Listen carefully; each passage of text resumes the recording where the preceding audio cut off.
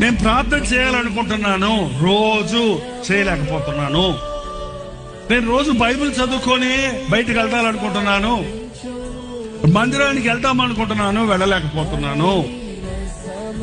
నేను ఆ cell phone పెట్టుకున్నప్పుడు దేవుని వాక్యమే విందాము అనుకుంటున్నాను, నా కళ్ళు పక్కకి వెళ్ళిపోతున్నాయి, నా ఫింగర్ మూవ్ చేస్తుంది.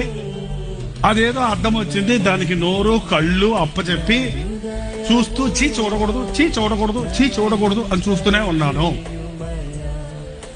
చూసింది 10 నిమిషాలైనా ఆ రోజంతా చూసిన ఆ బొమ్మలు, ఆ మాటలు, ఆ అలజడి నా మనసును, నా యొక్క జీవితాన్ని అంతా ఒకలాగా గలిబిలి చేస్తుంది అనే అనుభవాలు మీకున్నాయంటే ఖచ్చితంగా సాతాను మీ మీద కన్నేశాడు. ఏమేశాడు?